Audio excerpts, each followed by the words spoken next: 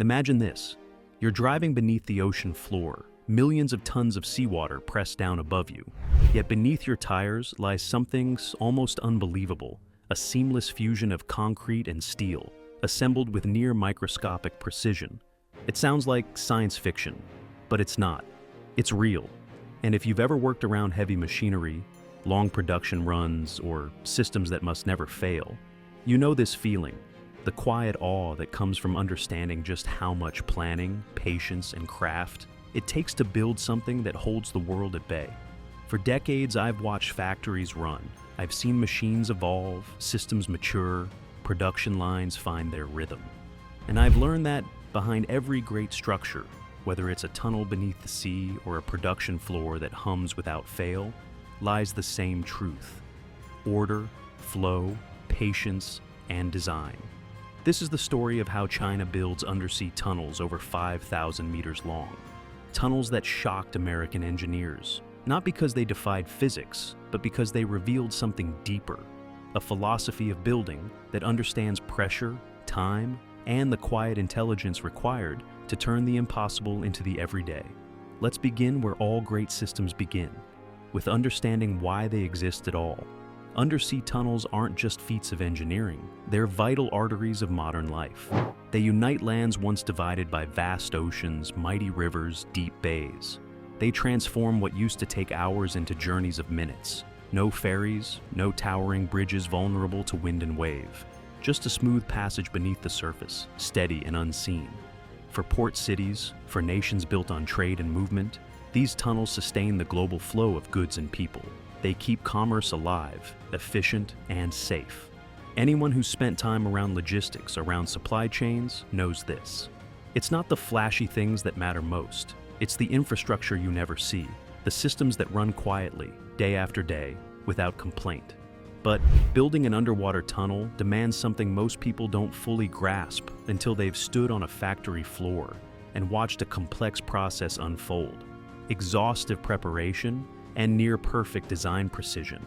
Every step must be calculated in detail, not just to guarantee feasibility, but to guarantee safety for decades to come. It starts with comprehensive seabed surveys. Engineers study subsea topography, collect soil samples, analyze rock strata.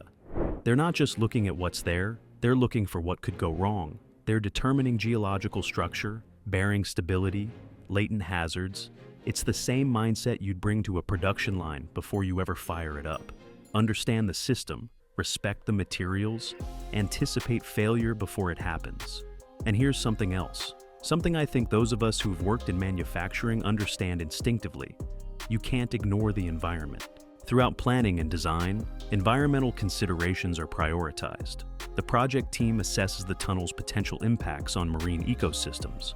They ensure species are protected, habitats disturbed as little as possible, noise mitigation measures during construction, artificial reef structures to create new habitats for marine life. It's not just engineering, it's stewardship. It's the same care you'd take when designing a system that must coexist with the people who operate it, the community around it, the air they breathe. Once the surveys are complete, construction begins in earnest. And this is where the real craft reveals itself. The immersed tube method is one of the most widely used techniques for constructing underwater tunnels. If you've ever worked with prefabrication, you'll recognize the logic immediately. The process begins with massive reinforced concrete segments manufactured on land, each one measuring roughly 217 meters in length and weighing over 73,000 tons. These segments are manufactured with extreme precision to ensure perfect alignment and watertight sealing once submerged. Inside each segment, several compartments are designed for specific functions. 2 main chambers for highway lanes, 1 for a railway line, another service corridor dedicated to future maintenance and inspection.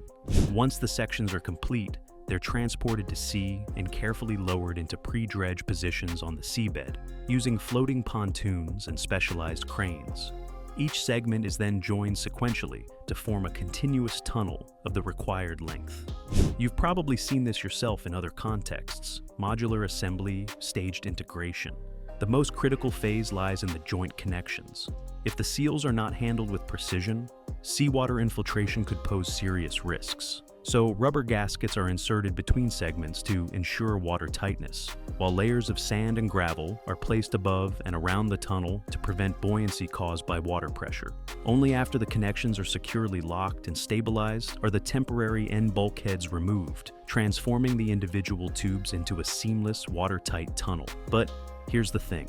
This technique is only suitable for areas with a stable seabed and gentle water currents.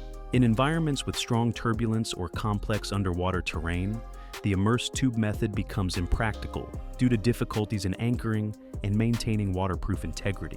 So engineers turn to another approach, one that embodies the pinnacle of modern tunnel engineering, the shield tunneling method, also known as the tunnel boring machine, or TBM. This technique represents the most advanced technology in modern tunnel construction.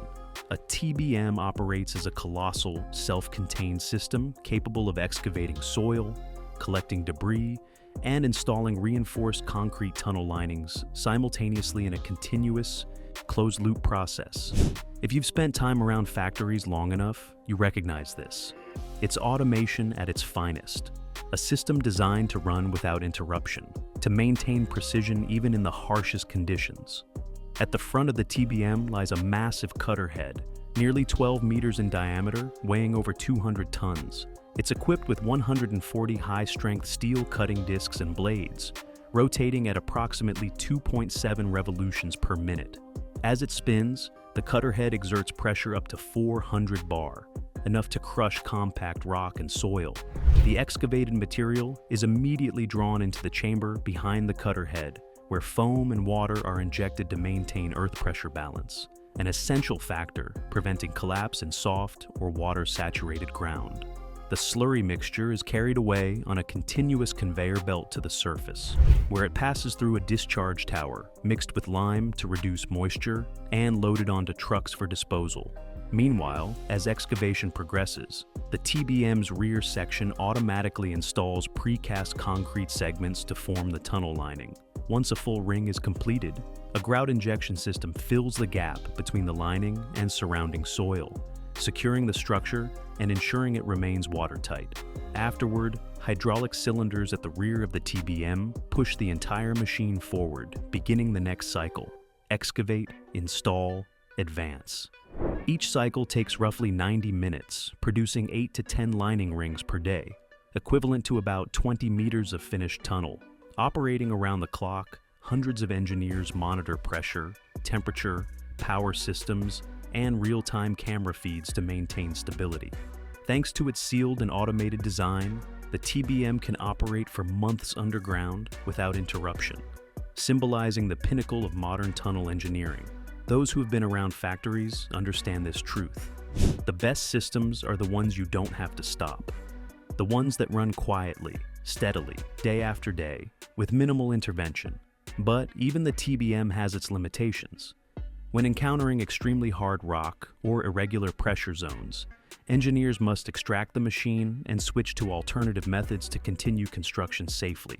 That's where the drill and blast method comes in.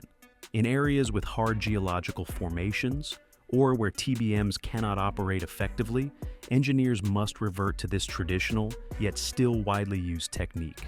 Unlike the continuous operation of TBMs, this method proceeds in sequential cycles: drilling, blasting, mucking, supporting, reinforcing, demanding high precision and strict adherence to safety protocols. The process begins with dozens of blast holes drilled into the tunnel face according to technical blueprints. Explosives in cartridge form are inserted deep into each borehole, fitted with electric detonators and connected by detonating cords arranged in groups to control the firing sequence. Each detonator is timed to optimize rock fragmentation while minimizing vibration and structural impact on the surface above. Before detonation, crews measure circuit resistance and thoroughly inspect all connections. Blasting only begins once every safety condition is verified. When the command is issued, electrical signals trigger the detonators, breaking approximately 1.5 meters of rock at the tunnel face. After each blast, work halts for at least 20 minutes to allow inspection and ventilation. On average, each blast consumes between 80 and 100 kilograms of explosives, with 9 to 18 blasts conducted daily, depending on geology and project scale. But here's the trade-off. Although this method offers faster progress and lower costs, it produces intense vibrations that can crack structures and cause water leakage, making it unsuitable for underwater tunnels. Additionally, shock waves can severely impact marine life. So, the drill and blast technique is primarily reserved for mountain tunnels or dry ground excavation, where TBM and immersed tube methods are impractical. And when all three methods fail, when geological conditions or high water pressure make the use of TBMs or immersed tube methods impossible, engineers turn to the traditional excavation method. The process begins with the construction of a main vertical shaft, extending from the surface down to the tunnel level. This shaft serves as the lifeline of the entire project, used for transporting workers, machinery, materials, and excavated debris in and out of the site. The extracted soil and rock are drilled, loaded into sealed containers, and hoisted to the surface by cranes for further processing. In areas where blasting is prohibited or the soil is too weak, crews switch to hydraulic cutting tools to slice through sediment layers. Although this technique is slower, it significantly reduces the risk of ground settlement and ensures tunnel stability. After each excavation phase, the newly exposed section is immediately reinforced with shotcrete, followed by the installation of steel arches, mesh reinforcements, rock bolts, and anchors to prevent collapse and stabilize the structure. Mechanical and maintenance teams operate around the clock, monitoring air pressure, equipment integrity, and dewatering systems. Maintaining pressure equilibrium between the tunnel interior and the surrounding environment is the most critical factor. Any imbalance could allow seawater to infiltrate, flooding entire sections of the tunnel.